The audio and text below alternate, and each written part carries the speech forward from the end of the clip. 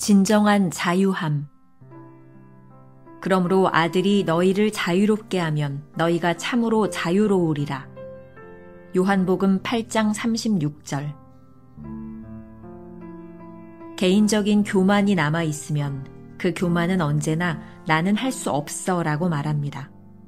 한편 인격적 본성은 절대로 나는 할 수 없어 라고 말하지 않고 단지 계속 무엇든 흡수합니다. 인격적 속성은 언제나 더 많은 것을 원합니다. 이것이 우리가 지어진 모습입니다. 우리는 하나님을 위해 엄청난 역량을 가질 수 있도록 지어졌습니다. 죄와 우리의 개별성은 우리로 하여금 하나님께 나아가는 것을 막습니다. 하나님은 우리를 죄로부터 구원하셨습니다. 우리가 할 일은 자신을 개별성으로부터 구원하는 일입니다.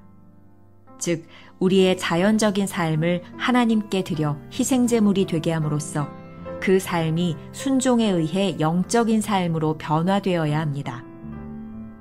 하나님은 우리의 영적인 삶의 진보에 있어서 우리의 자연적인 개별성에 관심을 두지 않으십니다. 하나님의 명령은 자연적인 삶을 간섭합니다. 이때 우리는 나는 할 수 없어요 라고 말하면서 하나님께 대항하지 말고 주님을 도와야 합니다. 하나님께서는 자연적인 삶과 관련해 우리를 훈련시키지 않으십니다. 우리가 자신을 훈련해야 합니다. 하나님은 우리의 모든 이론과 생각을 사로잡지 않으십니다. 우리가 해야 합니다. 오 주님, 나의 생각은 언제나 방황합니다. 라고 말하지 마십시오. 당신이 방황하는 생각을 하지 말아야 합니다. 개별성이라는 독재자의 음성을 듣지 말고 인격적 본성을 따르는 자유함을 얻으십시오. 그러므로 아들이 너희를 자유케 하면 아들을 구세주로 대체하지 마십시오. 구세주는 당신을 죄로부터 자유케 합니다. 아들에 의해 자유케 되는 자유를 누리십시오. 이것이 바로 바울이 갈라디아서 2장 20절에서 의미하는 것입니다. 내가 그리스도와 함께 십자가에 못 박혔나니. 자연적 개별성은 다 부서지고 인격적 본성이 주님과 연합되었습니다. 그의 인격적 본성이 주님의 것과 합쳐지는 것은 아닙니다. 너희가 참으로 자유하리라. 근본에 있어서 자유함이요, 내면으로부터의 자유함입니다. 그럼에도 우리는 예수님과 하나가 되기 위해 자유하게 하는 능력을 입기보다는 우리 스스로 능력을 소유하려고 능력 자체만을 고집합니다. 김병삼 목사의 매일 만나 365, 오늘은 11월 18일 진정한 자유함이라고 하는 제목으로 말씀을 나누겠습니다. 오늘의 주제는 개별성과 인격성이라고 되어 있습니다. 아마 오늘부터 시작해서 거의 일주일 동안 굉장히 좀 어려운 이야기들, 어려운 개념에 대한 이야기들이 될 것 같습니다. 요 한 주간을 여러분들이 이렇게 잘 배우고 넘어갔으면 좋겠고, 어렵지만 또 꼭 필요한 내용들이니까 잘 참고 견디고 또 한 주간을 넘어가면 조금 쉬워질 것 같습니다. 오늘 묵상에서는 두 가지 단어의 개념을 아는 것이 중요합니다. 개별성이라고 하는 말인데요. 영어의 individuality를 개별성이라 이렇게 번역을 하고, 또 인격성이라고 하는 말인데 personality라고 하는 말을 인격성이라 이렇게 번역을 합니다. 이 개별성이라고 하는 것은 인간이 가지고 있는 특성을 말합니다. 성령님이 우리들에게 주시는 인격성과 반대되는 개념, 본래적인 인간이 가지고 있는 개별성, 그리고 성령님이 우리들에게 주시는 인격성, 이렇게 구별이 될 것 같습니다. 인격성이라고 하는 것은 성령님에 의해 주어지는 우리 속에 새로운 본성이 시작되는 것을 의미합니다. 첫 문장에서 이 둘의 차이를 챔버스는 이렇게 표현하고 있습니다. 개인적인 교만이 남아있으면 그 교만은 언제나 나는 할 수 없어 라고 말합니다. 한편 인격적 본성은 절대로 나는 할 수 없어 라고 말하지 않고 단지 계속 뭐든 흡수합니다. 이러한 본성과 자유는 어떤 연관성이 있을까요? 사실 오늘 챔버스는 주로 이 자유함에 대하여 이야기하고 있습니다. 본문 말씀에 보면 참 자유를 얻는 방법은 우리 인간의 개별성에 있는 것이 아니다 라고 말하고 있습니다. 요한복음 8장 36절 그러므로 아들이 너희를 자유롭게 하면 너희가 참으로 자유하리라. 하나님은 우리를 창조하실 때 무한한 잠재력을 가진 존재로 만드셨습니다.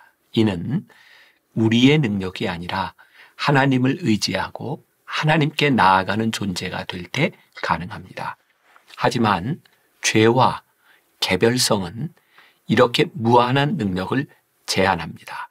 그러니 우리가 참 자유로운 존재가 되기 위해서는 타락한 본성과 죄로부터 우리를 구원해야 합니다. 다시 말하면 우리의 개별성에서 인격성으로 나아가야 된다고 하는 이야기죠. 이러한 자유로움과 능력은 순종과 연관성이 있습니다. 어제 묵상을 통해 우리는 진정한 순종은 하나님과 온전히 하나 될 때 즉각적으로 일어나는 것임을 배웠습니다. 챔버스는 이렇게 말하죠. 우리가 할 일은 자신을 개별성으로부터 구원하는 일입니다. 즉 우리의 자연적인 삶을 하나님께 드려 희생제물이 되게 함으로써 그 삶이 순종에 의해 영적인 삶으로 변화되어야 합니다. 이 말의 의미를 잘 알고 이해하기 위해서는 갈라디아서 2장 20절 말씀을 잘 이해하는 것이 중요합니다. 내가 그리스도와 함께 십자가에 못 박혔나니 라는 말씀 안에서 우리의 개별성이 완전히 죽습니다. 우리의 본성이 죽을 때 우리는 비로소 순종의 희생제물이 됩니다. 자아가 죽지 않고서 어떻게 죄된 본성을 가진 우리가 하나님께 순종할 수 있겠습니까? 이때 우리는 이제는 내가 사는 것이 아니라 주를 위한 삶으로 나아가게 됩니다. 이때 우리는 완전한 자유함을 얻게 됩니다. 더 이상 제한적인 인간의 개별성이 우리를 얽매지 않습니다. 챔버스는 이것을 이렇게 표현합니다. 자연적 개별성은 다 부서지고 인격적 본성이 주님과 연합되었습니다. 우리의 인격이 주님과 연합하면 나는 할 수 없어요 라는 말로 주님께 대항하지 않습니다. 오히려 주님을 돕는 사람이 됩니다. 그런데 오늘 제일 이해하기 힘든 부분이 등장합니다. 바로 이 부분인데요. 하나님께서는 자연적인 삶과 관련해 우리를 훈련시키지 않으십니다.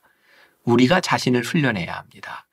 하나님은 우리의 모든 이론과 생각을 사로잡지 않으십니다. 우리가 해야 합니다. 그동안 우리는 영적으로 훈련시키시는 하나님에 대하여 많이 배웠습니다. 그런데 훈련이 우리 몫이라니요.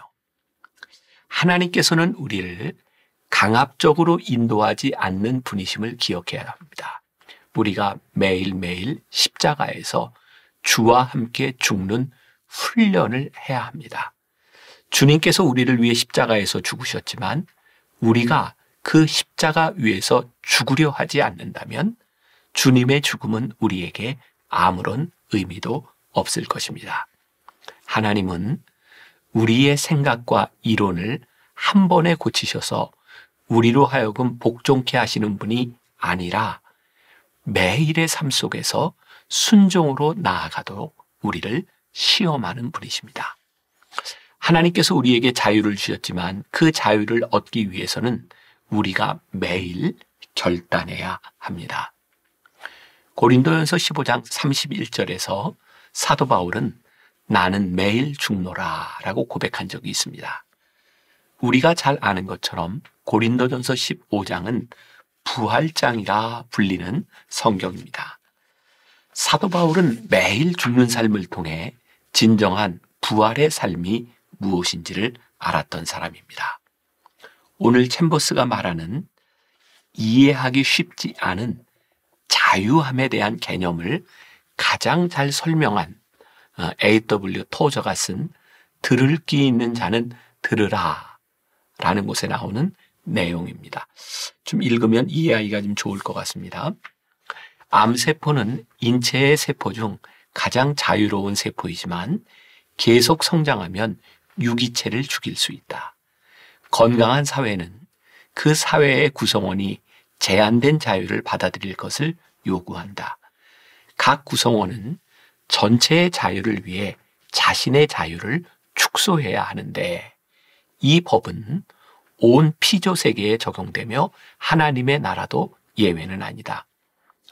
너무 많은 자유의 위험성이 그리스도인을 늘 따라다니는 것은 사실이다. 그는 진정으로 자유롭지만 그의 자유 때문에 유혹에 넘어갈 수도 있다.